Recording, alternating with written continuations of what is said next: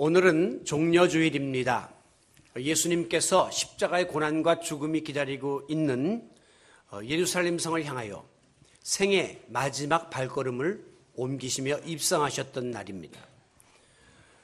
오늘 서두 영상에서 본 것처럼 예수님은 아무도 타보지 아니한 비천한 나귀 새끼 위에 올라타서 예루살렘 성으로 입성하실 때 수많은 무리들이 겉옷을 깔고 나뭇가지를 깔고 그리고 종려나무 가지를 흔들면서 호산나 호산나 하면서 예수님을 환영했습니다.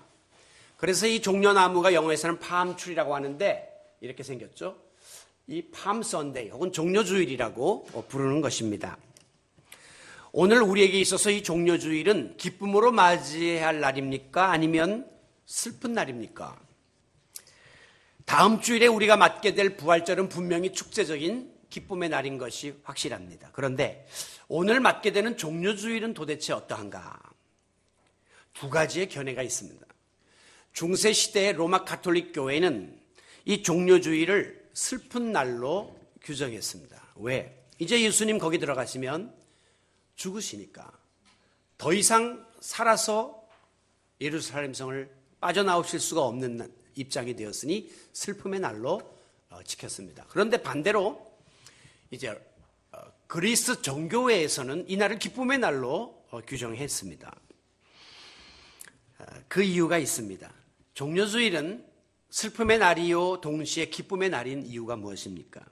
그것은 예수님의 십자가가 슬픔과 아픔과 동시에 기쁨과 영광을 내포하고 있기 때문입니다.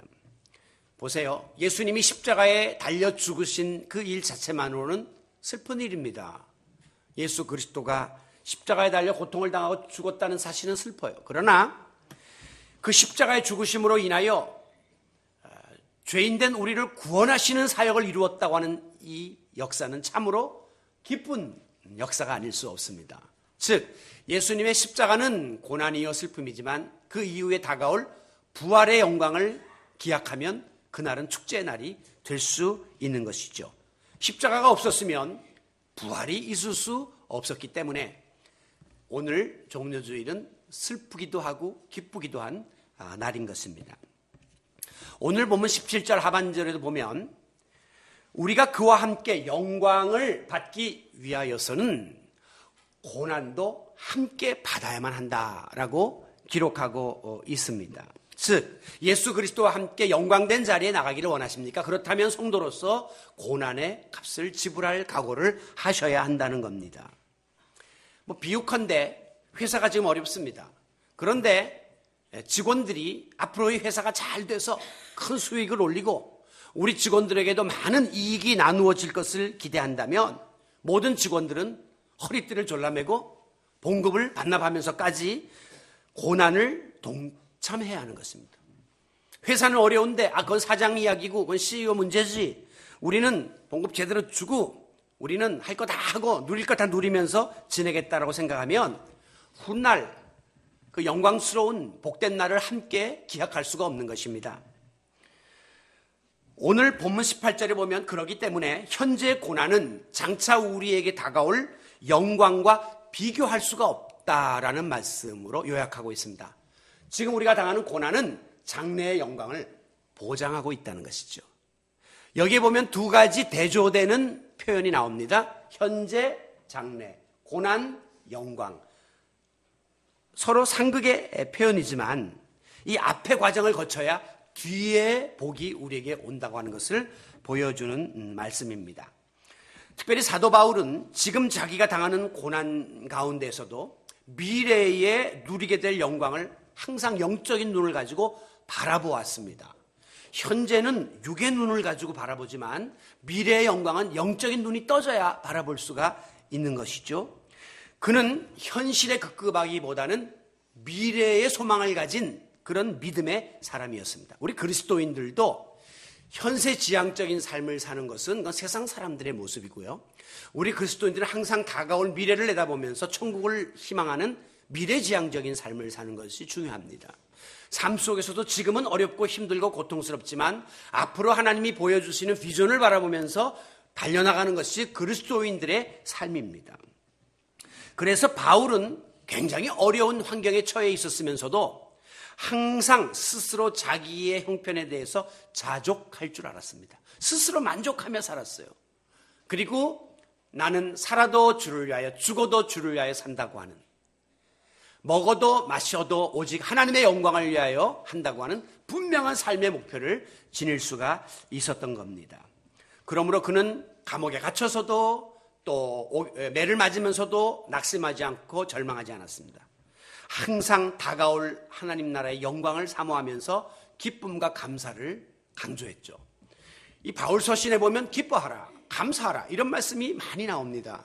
그런데 바울이 굉장히 좋은 환경에서 그 같은 일을 권면한 것이 아니라 감옥에 갇혀서 죽을 고비를 넘기면서도 감사, 기쁨을 이야기할 수 있는 것은 지금 현실의 고난이 다가올 미래의 영광과 비교가 되지 않는다는 사실을 확신했기 때문입니다. 바로 이와 같은 바울 신앙을 통해서 우리가 깨닫게 되는 고난과 영광의 상관관계가 무엇인가?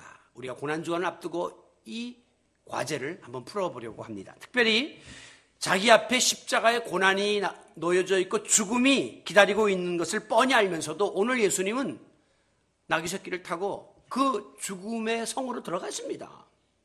사람이 자기 죽음을 예견하면서도 그 자리에 들어갈 수 있는 사람은 아무도 없습니다. 그러나 예수님은 그 고난과 죽음 이후에 있을 부활의 영광을 내다보셨기 때문에 의연하게 오늘 예루살렘 성으로 입성을 하십니다. 고난과 영광의 상관관계가 무엇이냐라고 묻는다면 한마디로 고난은 영광을 위해서 미리 지불해야 될 일종의 값비싼 대가다라고 보시면 됩니다. 우리가 어떤 목표를 이루려면 거기에 상응하는 대가를 지불해야 되는데 이 고난이라고 하는 것이 우리 그리스도인들에게 장차 누릴 영광을 위해서 미리 가불해서 지불하는 그런 대가와 같은 것이라고 하는 것이죠. 여러분, 고난이라고 하면 우리가 굉장히 어렵게 생각해요. 예수를 믿다 핍박을 당하거나 감옥에 갇히거나 순교를 하는 그런 것을 고난이라고 생각하는데 우리 그리스도인들에게 현실적인 고난이라고 하는 것은 이런 겁니다. 우리가 예수 믿고 구원받은 성도로서 하나님의 뜻대로 이 세상에서 살려다 보니 때때로 예수님이 말씀하신 것처럼 자기를 부인하고 자기 십자가를 지고 따라야 될 순간들이 우리 앞에 펼쳐집니다. 다시 말하면 예수 믿는 일로 인해서 세상에서 직면하게 되는 어려운 상황, 어떤 결과 이런 게 여기서 말하는 고난이라고 이해하시면 됩니다. 우리 인간은 예를 들면 누구나 다 본능을 가지고 있습니다. 먹고 싶고 보고 싶고 갖고 싶고 하고 싶고 되고 싶은 그런 욕심들이 우리가 다 있단 말이죠. 이거는 타고난 천성입니다. 그런데 이제 우리 인간과 동물이 다른 것은 무엇이냐면 동물은 그냥 원초적인 본능에 의해서 반응하지만 우리 인간은 이성적인 판단에 의해서 그 본능들을 절제해 나가는 거예요. 이제 일반인들은 거기까지 도달하는데 우리 그리스도인들은 플러스 하나님의 뜻이라고 하는 기준에 의해서 또 다른 신앙적인 결단을 해야 되기 때문에 우리에게 다가오는 어려움은 세상살이에서 가중될 수밖에 없는 거죠. 오늘도 여러분들이 이렇게 주일 아침 하나님 앞에 날려 나왔습니다. 어떤 분들은 1시간 거리에서 2시간 거리에서 3, 4시간 거리에서도 오늘 여기에 달려나온 교인들이 있습니다.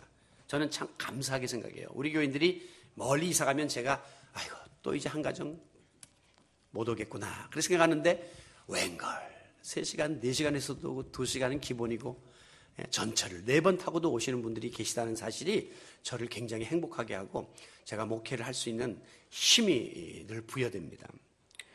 여러분, 특별히 우리가 예수 믿고 하나님의 자녀가 된 다음부터는 우리 나름대로의 신앙적인 가치관이 있고 신앙적인 기준이 있고 신앙적인 목표가 생겼습니다. 그렇기 때문에 우리가 항상 그 하나님의 기준에 의해서 나의 본능을 다스리고 유혹을 이기고 죄를 극복해야 될 하나의 영적 전쟁을 우리가 치러야 되는 거예요. 그래서 엄밀한 의미에서 예수 믿으면 굉장히 피곤한 삶을 세상적으로 인간적으로 살게 됩니다. 해야 될 걸 하지 말아야 되고 또 하지 말아야 될 것을 해야 되는 이런 어려움들이 우리에게 주어지기 때문이죠. 모든 것을 하나님 말씀에 비추어서 먼저 하나님의 나라와 의를 구하려고 했어야 되고 하나님 말씀에 비추어서 생각하고 말하고 행동하는 이런 일들은 우리로 하여금 어렵게 만듭니다. 세상에서는 내 마음대로 생각하고 마음대로 말하고 내 뜻대로 행동하면 그만인데, 하나님의 자녀들은 세상에서 하나님의 기준이라고 하는 그 어떤 가치 속에서 우리가 그걸 실현하기 위해서 나를 희생하고 때로는 양보하고 노력을 해야 된다는 거예요. 이게 어떤 의미에서는 그리스도인에게 주어진 고난이다, 이렇게 보시면 됩니다. 그러다 보니까 이제 원치 않는 상황에 우리가 부딪히게 되는데요. 예수님을 구주로 영접하고 하나님의 자녀가 되면 우리에게 신분의 변화가 일어나는 것입니다. 그렇죠? 과거에는 세상에서 사탄의 종로로 타던 우리들이 예수님의 십자가의 보혈의 대가를 지불하고 하나님이 우리를 구속해 주심으로 우리는 구원받은 하나님의 자녀가 되는 신분의 변화가 일어나게 됐단 말이죠. 오늘 본문 14절에 보면 하나님의 영으로 인도함을 받은 사람은 하나님의 아들이라 그랬어요. 이제 우리는 성령의 감동을 따라 예수님을 구주로 영접하고 하나님의 자녀가 되는 권세를 누리게 되었습니다. 그러므로 이제부터 우리는 종의 영이 아니라 양자의 영을 받은 하나님의 자녀가 되어서 하나님을 아빠, 아버지라고 부르는 특권을 누리게 된 것이에요. 여기 아빠는 우리나라 사람들이 보면 아니 성경에도 아빠라고 하는 이런 일반적인 단어가 들어와 있네 하는데 원래는 아빠 해가지고 이게 아람어예요. 아람어. 근데 공교롭게 우리나라 말하고 아버지를 부르는 표현이 소리가 똑같아요. 아빠, 아버지라고 우리가 하나님을 부르는 그 놀랍게 양자가 된 거죠. 어답티드 돼가지고 하나님께 양자로 들어가서 예수님의 피공로로 우리가 하나님의 자녀가 되는 그런 놀라운 권세를 누리게 된 것입니다. 자, 이렇게 되니까 전적인 하나님의 은혜로 하나님의 자녀가 되었는데 그것이 우리에게 특권인데 거기에 따르는 의무와 책임이 주어지게 되었다는 것입니다. 바로 그것이 17절에 나오는 말씀이에요. 자녀이면 또한 상속자이니. 자, 대부분 이제 부모가 자녀에게 모든 것을 죽을 때 상속을 합니다. 그러면 오늘 우리 그리스도인들은 누구의 상속자가 되었느냐? 하나님의 상속자가 되어가지고 하나님의 아들이신 예수 그리스도와 함께 상속자의 놀라운 은혜를 누리게 되었음을 믿으시기 바랍니다. 이게 굉장한 축복입니다, 여러분. 혹시 여러분 중에 부모님께 재산을 많이 받지 못해서 억울해하시는 분들이 있죠. 나는 태어날 때부터 흙수저를 물고 태어났다. 저쪽 집은 금수저인데. 여러분, 그거 다 세상적인 것이고요. 우리는 이 상속자라는 건 후사, 후계자, 계승자라는 뜻인데 하나님 나라의 유업을 이어받는 예수 그리스도와 함께한 상속자가 되었음을 감사하시기 바랍니다. 보통 부모들이 자녀에게 재산이나 기업을 물려줄 때 누구에게 물려줍니까? 흔히 우리나라는 이제 장자에게 이렇게 많이 물려주는데 과거의 삼성이나 지금이나 롯데 보면 장자가 아니에요. 누굽니까?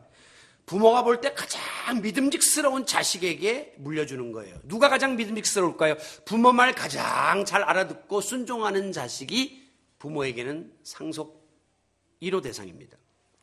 만약에 자식이 아무리 장남이라 할지라도 자기 관리도 못하고 매일 나가서 사고치고 돌아다니면 부모가 차라리 이거 내가 사회에 환원할지언정, 이거 차라리 교회에다 바칠지언정 내가 너한테는 상속을 안 한다라고 결심하죠. 왜요? 그 금세 말아먹을 거 뻔하니까.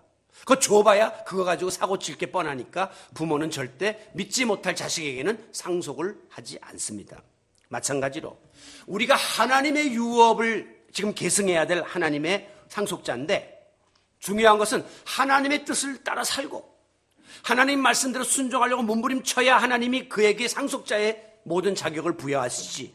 세상에서 세상 사람하고 똑같이 지내고 신앙생활을 정말 제대로 하지 않는 그런 자녀에게 이런 특권을 주실 리가 없다는 겁니다. 그러므로 오늘 우리는 이 죄악된 세상에 살면서 하나님의 자녀로서 구별된 삶을 살아야만 합니다. 우리에게는 두 가지의 신분이 있어요. 첫째는 세상에서 대한민국 시민권이 있고 또 하나는 동시에 하나님 나라의 시민권이 주어졌단 말이죠. 그렇기 때문에 세상에서의 모든 의무만 다하면 그만이 아니라 하나님 나라 백성으로서의 사명을 다해야 합니다. 그러다 보니까 하나님 나라의 가치와 세상 나라의 가치가 부딪혀요. 성경에 보면 세상이 너희를 미워한다 그랬어요. 그 이상해요. 예수 믿는 사람을 세상 사람들이 왜 자꾸 개독이라 그러면서 저것들한테 자꾸 미워합니까? 그 미워해야 할 이유가 뭐 있어요? 그냥 자기들은 자기 무실로는 살면 되고 우리는 예수 믿으면 되는 거지 왜 미워하고 못 잡아먹어 난리합니까? 예수님은 세상이 너희를 미워하게끔 되어 있다고 했습니다. 악의를 가지고 공격을 하고 적극적으로 그것을 대적하는 것은 거기에 불순한 의도가 있다는 것을 우리가 발견할 수 있는 것이죠. 여러분, 그래서 우리가 이 세상에 살면서 하나님 나라의 백성으로서 나름대로 값비싼 대가를 지불할 수밖에 없는 것입니다. 왜? 하나님 나라의 상속자이기 때문에. 예를 들면 우리 교회는 남성들 비율이 많은 교회 중에 하나입니다.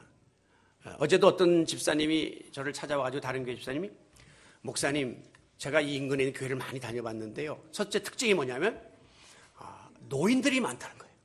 가보면 3분의 2가 허연 분들이 앉아갖고 천국 대기소 같은 느낌을 받는다는 거예요. 두 번째는 여성들이 대부분 교회의 70% 정도를 차지한다는 거죠.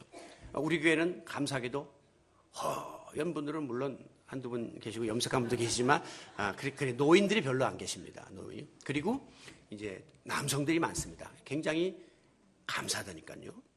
그런데 특히 우리 남성분들이 밖에서 사회생활 하다 보면 어려움을 많이 경험하시고 또 갈등을 느낄 때가 많습니다. 직장 동료들과의 관계와 또 불신 친구들, 그다음에 사업하는 그 상대들하고 거래처와의 관계에 있어서 때로는 내가 기독교인이라는 사실이 별로 도움이 안 될 것 같아 그것을 숨기거나 이렇게 위장하는 그런 일들이 간혹 있을 수 있습니다. 예를 들면 거래처 사장이 뭐 독실한 불교 신자인데 내가 기독교인이라고 하면 벌써 거기서부터 거부 반응을 느끼지 않을까 뭐 이런 거죠. 그래서 어떻게 차를 같이 탔는데 이렇게 십자가가 매달려 있으면 상대방이 아유 왜 교회 다니시나 봐요.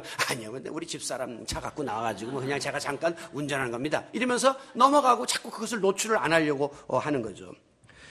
그런데 내가 불편을 당하고 불이익을 당할까봐 살짝 여러분들이 숨기고 그것을 위장할 때 우리 주님은 가슴 아파하십니다. 우리 아버지가 설령 막노동을 하시는 분이라 할지라도 외면하면 안 되죠. 좀 부끄러운 이야기이기도 하고 재밌는 이야기도 하지만 저희 아버님이 신학교를 이제 피난 시절에 부산에서 공부하시는데 우리 어머님이 아이스케이크 장사를 해가지고 그때 아버지 이제 신학 학비를 댄 거예요. 근데 한 번은 그 신학교 앞에서 우리 어머님이 아이스케이크 장사를 하고 있은 거예요. 근데 우리 아버님이 나오시더래요. 나오는데 우리 어머님이 아이스케이크 사세요, 아이스케이크 사세요 하는데 우리 아버님이 딱 보더니 다 외면하고 친구들하고 그냥 가시더라는 거죠. 그래서 그게 늘 마음이 아팠다고 그렇게 이제 말씀을 하는데 의리가 없는 거죠. 그런데 만약에 그때 가서 여보 이러면 이제 친구들한테 체면이 깎일 것 같아서 당신 공부시켜주는 그것을 위해서 어려움을 감수하는데도 그거를 외면하는 우리 남성들은 정말 회개해야 합니다. 근데 여러분 우리 그리스도인들이요 내가 그리스도인이라는 것을 선포하세요. 나 크리스천입니다 라고 담대하게 선포하세요. 절대 손해보지 않습니다. 하나님이 손해보게끔 만들질 않습니다. 보세요. 우리가 이 세상에서 내가 그리스도인이라고 좀 불편하고 어려움이 있고 감수하면서 선포하면 누가 제일 기뻐하실까요? 하늘에 계신 하나님이 야 쓸만하네, 내 상속자가 될 만하네, 내가 이거 부어줘야 되겠구만. 하나님이 축복을 우리에게 쏟아 부어주지 않을 수가 없는 것입니다. 그런데 숨기기 시작하면요 그 다음에 또 문제가 생기고 또 문제가 생겨서 계속 어려움이 오게 됩니다. 차라리 선언하면 주일날 골프 나가자고 안 할 텐데 선언 안 하기 때문에 매번 끌려가야 돼요. 차라리 접대 자리에서 그리스도인이라고 선포하면 강요하지 않을 텐데 선포 안 하면 끊임없이 끌려다니는 일이 벌어지게 되기 때문입니다. 그러나 선포하면 오늘 일요일은 당신 믿는 사람이니까 교회 가잖아. 약속 다른 때 합시다. 자유해져요. 접대 자리 당신은 너무 지나친 술자리를 원치 않잖아. 그럼 우리 다른 방법을 해봅시다. 하나님께서 떳떳하게 우리의 앞길을 인도해 주실 줄로 믿습니다. 우리하고 상황이 좀 틀리지만 우리나라는 뭐 철저한 접대 문화잖아요. 근데 미국에서 제가 아는 장로님은 억대 거래를 하시는데 계약서를 어디서 쓰신지 아십니까? 맥도날드에 썼습니다. 맥도날드에서 간이 의자에 앉아서 바이하고 만나서 아침에 브렉퍼스트 딱 샌드위치 하나하고 커피 쫙 마시면서 억대 계약을 하는 거예요. 우리 같으면 억대 계약하려면 이건 어마어마한 공을 들이고 엄청난 접대 자리로 데리고 가야 되잖아요. 이게 문화가 틀리지만 그분 아주 담대하게 아주 자기 크리스천임을 밝히고 그리고 그런 아주 그 경영에 있어서도 주도권을 잡아나가는 그런 모습이 얼마나 귀했는지 모릅니다. 여러분, 성경 속에 보면 믿음의 선조들이 나오는데 한결같이 미래의 영광을 위하여 현재 고난을 감수했습니다.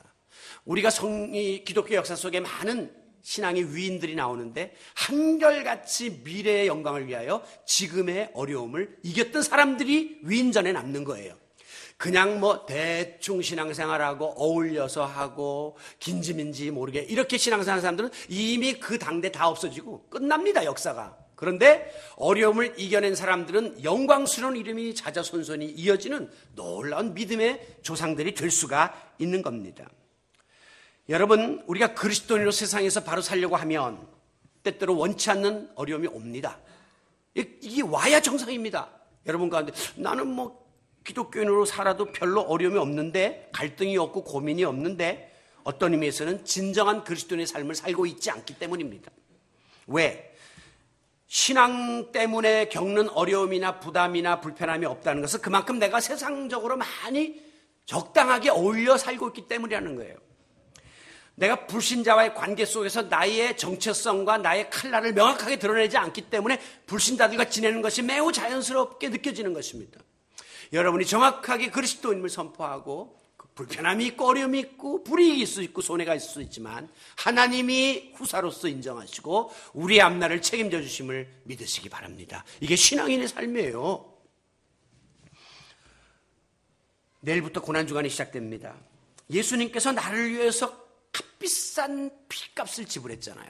나를 구원하기 위해서 당신의 가장 소중한 피값을 지불했는데 오늘 우리가 세상에 살면서 그 은혜를 받은 자로서 그 값비싼 보혈의 공로를 값싼 은혜로 전락시켜서 부끄럽게 살아가서는 아니 되는 것입니다. 오늘 내가 어렵고 좀 힘들어도 하나님이 예비하신 장래의 영광을 바라보면서 오늘 내게 주어진 그 고난의 대가를 지불하기를 힘쓰는 그런 성숙한 그리스도인들이 되시기를 바랍니다. 우리가 이 같은 삶을 살기 위해서 잊지 말아야 될 말씀이 바로 본문 18절의 말씀이에요. 현재 고난은 장차 우리에게 나타날 영광과 비교할 수 없도다 그랬어요. 다시 말하면 지금 우리가 겪는 어려움은 앞으로 우리가 주어질 영광에 비교하면 그건 아무것도 아니라는 거예요. 그건 뭐 상대도 안 된다는 거예요. 그건 비견할 바가 아니라는 것입니다. 여러분, 내 속에서 끊임없이 고개를 쳐드는 육신의 정욕, 또 성령의 서역을 거스리는 일들, 그리고 또 외부적인 어떤 그 여러 가지 도전과 갈등, 이런 것 때문에 여러분들이 어려움을 겪죠. 세상적으로 인간적으로 보면 이게 힘들고 고통스럽고 좀 손해를 보는 것처럼 느껴질 수 있습니다. 우리 예수 믿는 사람의 삶은 절대 세상에서 편안한 삶이 아닙니다. 예수님은 우리에게 좁은 문으로 들어가라 했어요. 협착하고 좁아서 사람들이 많이 안 가지만 그 후에는 영광의 길이 열려 있다는 겁니다. 지금 넓은 문은 많은 사람들이 좋다고 편하다고 가지만 마지막에 다 낭떠러지로 떨어지는 절망의 길이 예비되어 있다고 하나님께서 경고하셨습니다. 오늘 그리스도인의 삶, 여러분이 성도로서 살아가는 삶은 세상에서 그렇게 녹록한 것이 아닙니다. 어렵습니다. 겸손히 주를 섬길 때 어려운 일이 많으나, 저는 그 찬송 부를 때마다 왜 찬송가 가사를 이렇게 줬나? 겸손히 주를 섬길 때 기쁜 일이 많으나, 감사한 일이 많으나, 축복된 일이 많으나, 이렇게 해야 되는데 어려운 일이 많다는 거예요. 물론 기쁘고 감사하고 축복된 것은 그 다음의 단계이고 그 과정에 있어서는 예수님이 십자가를 지셨던 고난의 과정이 꼭 있다는 거예요. 그걸 거쳐야 그 다음에 부활의 영광이 있다고 하는 사실을 잊지 말아야 합니다. 보세요. 앞서 말씀드린 것처럼 고난을 자처했던 믿음의 선조들이 그 고난의 대가를 어렵게 지불함으로 어떠한 영광에 이르게 되었는가? 아브라함을 보세요. 아브라함은 하나님이 본토 친척 아비집을 떠나라, 그 말은 자기가 갖고 있는 모든 재산을 포기하고 가는 겁니다. 큰 고난에 봉착하게 되었습니다. 그런데 그 대가를 지불했더니 하나님이 어떤 복을 주십니까? 젖과 꿀이 흐르는 가나안 땅을 그에게 영광의 선물로 주셨습니다. 아브라함이 친척들을 떠날 때는 주변에 있는 많은 아는 사람들과 이별해야 되는 그런 하나의 아픔의 대가를 지불했습니다. 그랬더니 하나님이 하늘의 별처럼 바다의 모래처럼 수많은 후사들을 그에게 영광의 선물로 주셨습니다. 모세를 보세요. 바로의 궁궐에서 그 호화로웠던 생활을 포기하고 미디안 광야로 고난을 자처하여 나갑니다. 그랬더니 세상의 궁전과는 비교할 수 없는 성막의 설교도를 하나님이 주십니다. 하나님 나라의 성전의 설교도를 주십니다. 그런가 하면 궁궐에서 먹던 고기와는 비교할 수 없는 하늘의 만나를 하나님이 채워주십니다. 놀랍잖아요. 고난을 자초한 자에게 하나님은 세상에서 누릴 수 없는 엄청난 것들을 허락해 주시더라는 것입니다. 막달라 마리아는 자기의 전 재산이라고 할 수 있는 300데나리온짜리 비싼 옷값을 깨뜨리는 그 고난을, 어려움을 감당했더니 하나님이 하나님 나라의 복음이 전파되는 곳에서마다 이 여인을 기념하라고 하는 영광의 주인공이 되었습니다. 수자 베드로는 물론 실수가 많았지만 마지막에 예수님을 위하여 십자가에 거꾸로 매달려 죽는 순교의 길을 택했더니 예수님께서 그의 신앙 고백 위에 교회를 세우시는 놀라운 영광의 주인공으로 삼아주셨음을 믿으시기 바랍니다. 사사로운 이익을 추구했던 가룟 유다, 사사로운 권력을 추구했던 빌라도 다 역사의 현장에서 사라졌습니다. 그러나 고난을 감내했던 이들은 오늘도 영광스러운 이름으로 그들의 이름이 남아 있다는 사실이죠. 그렇습니다. 우리 성도들이 현재 고난을 극복하고 장차 누리게 될 그 영광은 정말 세상의 그 무엇과도 비교할 수 없는 절대적이고 영원한 영광입니다. 그래서 제가 이것을 세 가지로 제목을 붙여봤어요. 첫째는 절대 영광, 이걸 슈퍼 글로리아, 절대적이다. 그 다음에 절대 축복, 슈퍼 브레싱, 그리고 절대 은혜, 슈퍼 그레이스. 이거는 세상 사람들이 넘나볼 수 없는, 알지도 못하는 엄청난 하나님의 절대적인 축복이 우리 앞에 기다리고 있습니다. 사도 바울은 고린도전서 15장 9절에서 19절에서 만일 그리스도 안에서 우리가 바라는 것이 이 세상의 삶뿐이면 모든 사람 가운데 우리가 가장 불쌍한 자리라 그랬어요. 여러분, 우리가 예수 믿는다고 이렇게 열심히 노력하고 이 좋은 날에도 교회 나오고 또 새벽기도 하고 금식하고 하면서 애썼는데 우리의 삶이 세상에서의 삶뿐이고 그 다음에 하나님 예비하신 하늘나라가 없다면 이렇게 불쌍한 사람들 없죠. 그 중에서도 제일 불쌍한 게 목사입니다. 자기 목 내놓고 그냥 열심히 일생을 바쳤는데 이게 헛일이 되잖아요. 그런데 이 말은 뭐냐면 그렇지 않다는 거예요. 세상에서의 삶뿐이 아니라 세상에서의 삶을 뛰어넘는 영원한 하나님 나라의 영광이 우리 앞에 펼쳐져 있음을 믿음의 눈을 들어 바라보시기 바랍니다. 그러면 힘이 나서 배가 고파도 주를 위하여 봉사하게 되고, 그리고 시간이 없어도 주를 위하여 충성하게 되고, 있는 거 다 드려 하나님 앞에 헌신하게 되는 겁니다. 오늘 아침에 좀 비극적인 요새 사건 사고가 참 많은데 여러 유형의 사건 사고가 있는데 그중에 참 가슴 아픈 기사를 보았습니다. 30대 의사가 쌍둥이 딸을 얻었는데 4개월 된 아이들인데 그중에 한 아이가 미숙아로 태어나고, 물론 둘 다 미숙아로 태어나고 한 아이가 미숙아고 거기다가 장애를 얻게 된 거예요. 그러자 이 남편이 그만 이 아이를 죽이고 자기도 자살을 했습니다. 야, 이걸 보면서 얼마나 가슴이 아팠는지 모릅니다. 왜? 이 30대 의사는 지금 나름대로 가장 많은 것을 자기가 이루었고 앞으로도 한국에서 가장 탑의 자리에서 모든 것을 누리고 싶었는데 자기 아이가 받쳐주지 못하고 이제 아이가 장애가 되어서 평생 자기 발목을 잡을 것 같거든요. 어디 가도 떳떳지 못하고 어디 가도 부담되고 어디 가도 즐겁지 못하고 해외여행을 가려고 해도 얘 때문에 못 가고 뭐 차라리 이럴 바에는 죽지. 그리고 그 아이와 자기가 자살을 했습니다. 여러분, 이게 우리가 바라는 것이 다만 세상의 삶뿐이면 내 속한 사람들의 어리석음이에요.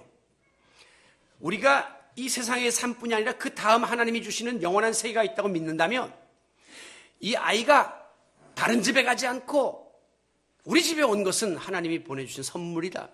이 아이가 딴 집에 갔으면 사생아됐겠지만 내가 책임지겠다라고 그 아이를 안아야 되는 거예요. 그리고 그 아이의 손발의 역할을 해주고 자기가 자신을 희생하면서 이 아이를 잘 기르면 그런 아이들이 나중에 헬렌 켈러 같은 사람이 되는 거란 말이에요. 인류 역사를 뒤집는 역사가 나타날 비전을 바라보고 영광의 소망을 바라보지 못하고 현실을 바라보다가 비참한 종말을 마감하고 말았습니다.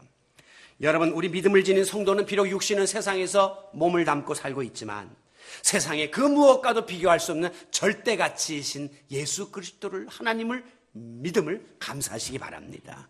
바로 이 절대적인 존재를 인정하는 행위가 바로 믿음이에요. 이 믿음을 우리가 소유했기 때문에 오늘도 절대자이신 하나님 앞에 나와 예배드리는 거예요.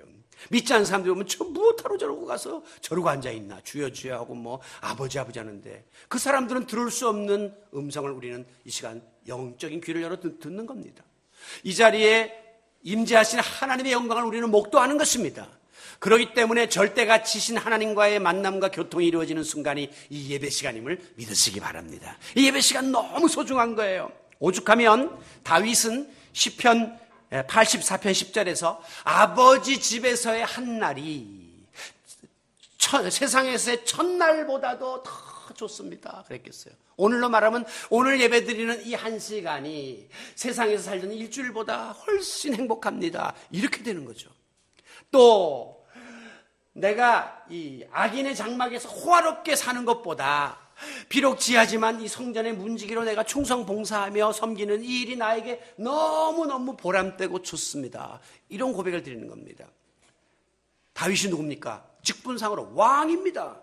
왕 노릇하는 것보다 성전에 문지기 노릇하는 것이 나는 더 행복합니다.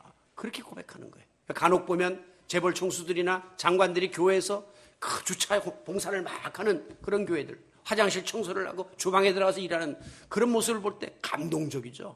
밖에서 최고로 대우받는 그들이 그 세상의 회사 재벌의 직책보다 교회에서 청소하고 주차하는 것이 나에게 더 행복합니다라고 고백할 수 있는 그 이유가 무엇입니까? 절대 가치를 발견했기 때문입니다.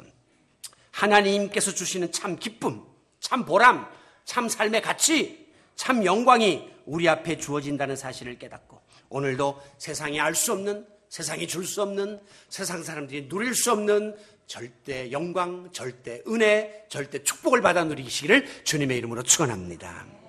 사랑하는 성도 여러분, 말씀을 마무리합니다. 오늘 종료주일입니다.